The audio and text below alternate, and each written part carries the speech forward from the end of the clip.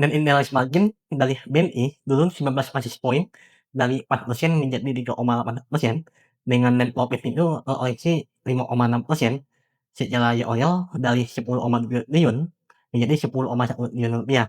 Penurunan NIM menjadi hasil poin utama akibat dari kombinasi naikkan cost of fund karena bunga simpanan yang tinggi. Yield kredit juga turun, terutama di segmen middle dan corporate. Di sini dapat terlihat cost of fund naik meskipun CASA atau dana mulai itu tumbuh, yang artinya bunga simpanan itu masih tinggi akibat tekanan dari suku bunga pasar. Pertumbuhan penyaluran kredit lebih berimbang dengan menggerak pertumbuhan di segmen consumer 10,7%, korporasi 10,4%, usaha kecil dan menengah non-UL itu 9,2%. Namun di segmen UL itu anjlok 26,7% dan segmen middle stagnan. Dapat disimpulkan bahwa BNI mengurangi exposure kepada sektor yang lebih berisiko dan mengalihkan fokus consumer payroll dan kredit korporasi dengan risiko yang lebih terkendali. Jasa tumbuh pesat 18,7% secara year-on-year, penyaluran kredit itu bertumbuh tipis 7,1% secara year-on-year. Strategi jasa cost berhasil menekan ketergantungan pada deposito. Ini menjadi bantalan ya terhadap naiknya cost of fund dan memperkuat struktur dari likuiditas. Namun sebagaimana yang telah disampaikan di awal, karena NIM itu turun ya, artinya kenaikan jasa itu belum mampu untuk menetralkan efek tekanan suku bunga dan yield dari kredit. Kredit cost berhasil ditekan dari 1% menjadi 0,96% atau 4 basis point. Loan and risk itu turun signifikan dari 12,3% menjadi 11%. Artinya kualitas aset itu cenderung membaik di tengah tekanan profitabilitas. Hal ini menunjukkan manajemen risiko dari BNI yang cukup disiplin, yang menunjukkan positioning dari BNI yang tetap konservatif. Hal ini menunjukkan dengan naiknya nominal operational charge sebesar 7,9% secara year-on-year dari 3,5 triliun rupiah menjadi 3,74 triliun rupiah. Meskipun credit cost secara rasio hanya turun sedikit ya, menjadi 0,96%. Dan ini menunjukkan bahwa secara absolut BNI tetap memperkuat cadangan kerugiannya. Jadi meskipun rasio risiko kredit seperti loan and risk dan NPL itu membaik, BNI tetap mengambil celah untuk menurunkan provisi atau pencadangan kerugian secara agresif, dan ini menjaminkan siap hati-hati mereka ya dalam menghadapi ketidakpastian ekonomi. Yang kedua, NPL growth itu membaik dari 2% menjadi 1,9%, dan loan at risk itu dari 12,3% menjadi 11%, dan coverage ratio itu turun dari 47,9% menjadi 43,1%. Yang artinya walaupun risiko itu turun, BNI tetap mempertahankan disiplin cadangan. Jadi ada dua alasan ya bahwa mengapa saya menilai BNI ini cukup konservatif.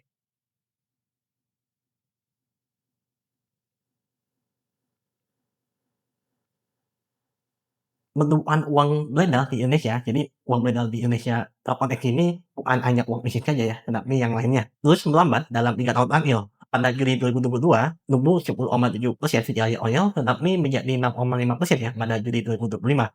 Dan ini menunjukkan bahwa jumlah uang dalam sistem perbankan itu tidak tambah banyak.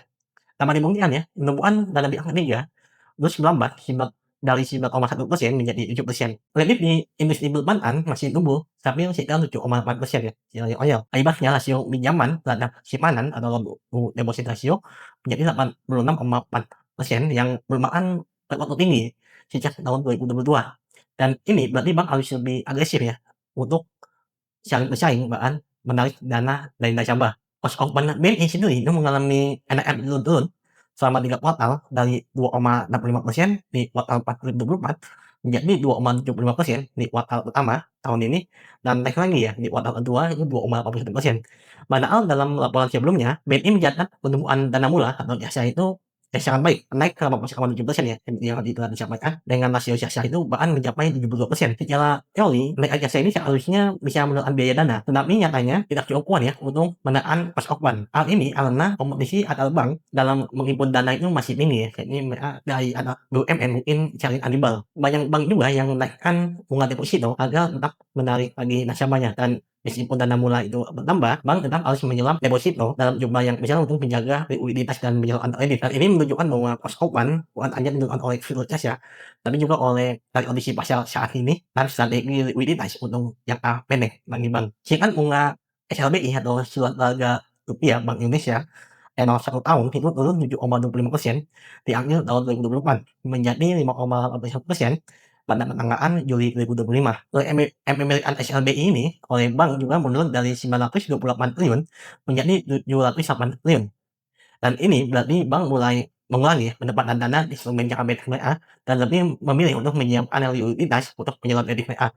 Jadi sudah mulai sangat agresif. BI Rate turun dari 6,25% ya dari Juni 2024 tahun lalu, itu sekarang Juli 2025 menjadi 5,25%, dan suku bunga Andalan Bank itu ikut turun 4,83%, dan ini menunjukkan sinyal awal bahwa MJN moneter itu mulai dilonggarkan atau dovish. Holiday ini membantu bank-bank menurunkan suku bunga simpanan, namun efeknya dalam margin bunga atau NIM belum langsung positif karena bunga kredit nasabah juga cenderung ikut turun saat suku bunga acuan itu menjadi turun. Jadi yang NIM akan baik atau tidak adalah ditentukan seberapa cepat bunga simpanan itu turun dibandingkan dengan bunga kredit. Jika bunga simpanan turun lebih cepat, maka NIM itu bisa dipulih. Tapi jika pinjaman langsung ikut turun, margin masih tetap tipis ya dalam waktu jangka pendek.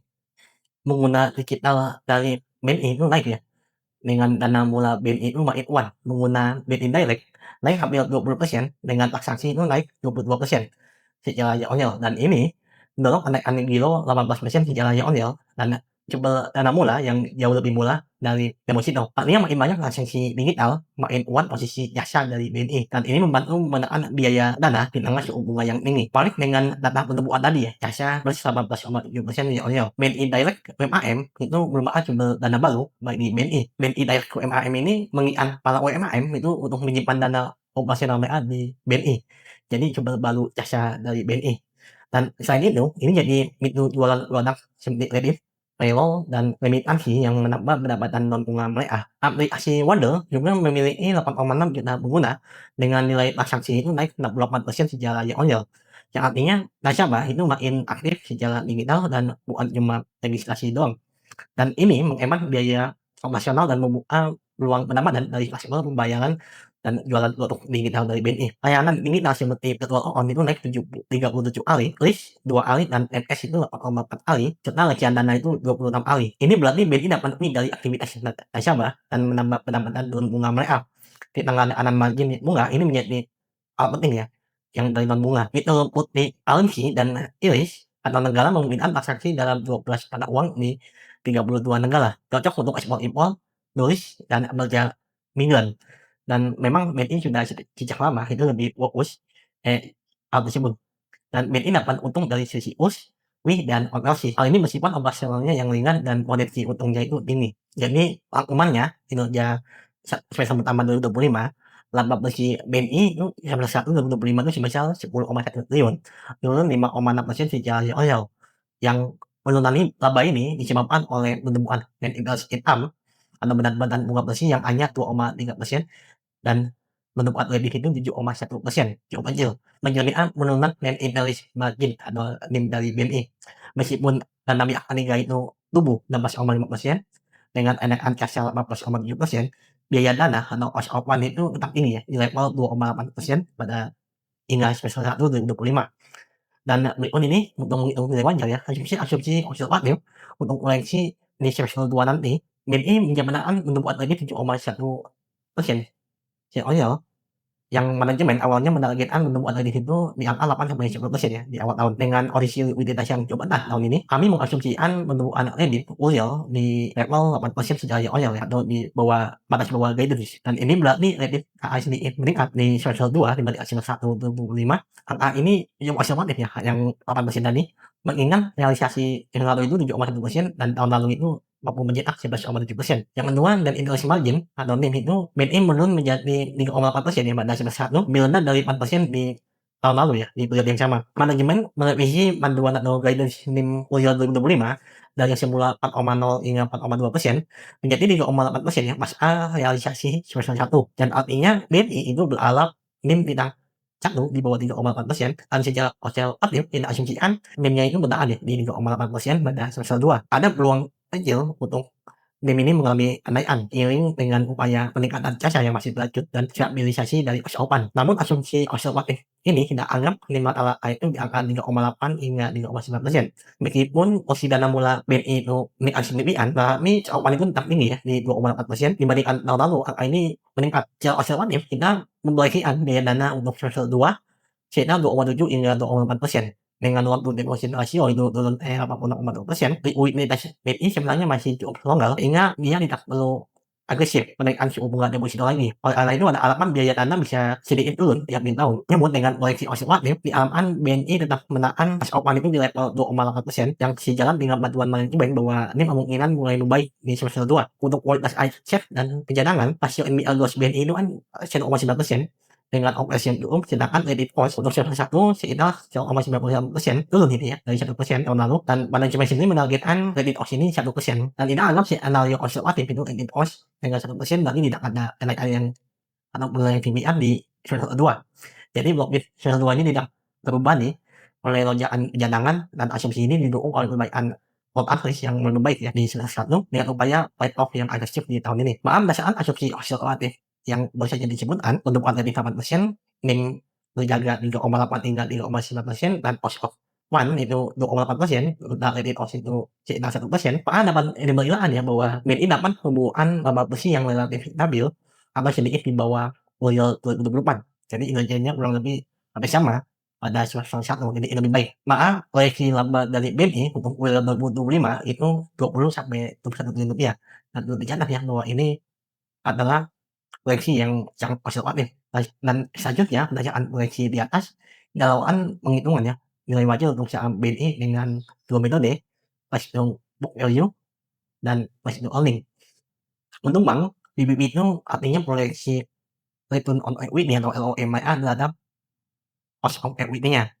Dan saat ini BNI diperdagangkan di rasio PBB 0,9 kali di harga 4.000, dan bila kita mengacu pada historis ya, valuasi PBB BNI HDA ROMA itu di angka 12-13% itu berada di rasio 1,1 hingga 1,2 kali. Bahkan bila ROE-nya itu membaik, PBB-nya itu naik, dan masih menggunakan proyeksi yang konservatif dengan asumsi ROE itu masih tetap di angka 12-13%, maka nilai wajar untuk saham BBNI bisa menggunakan median ya dari 1,1 hingga 1,2 kali tersebut, maka nilai wajar saham BNI itu di sekitar Rp5.000 untuk BBB 1,15 kali.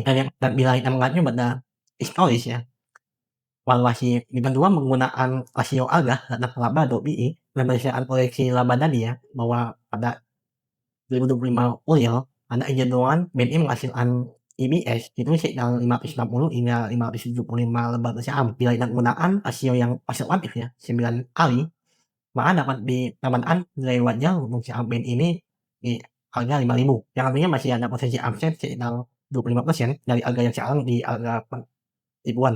Dan tentu saja bila kita lebih moderat atau lebih optimis untuk kinerja BNI, tentu akan bisa misalkan mungkin PBB dari BNI ini dihargai 1,3 kali ya. Jadi harga wajarnya itu bisa naik menjadi di atas 6.000. Begitu juga dengan BI-nya bisa dihargai kembali di atas 10 kali. Jadi pembahasan mengenai BNI untuk kinerja semester 1 2025. Semoga insight ini bermanfaat bagi kita semua.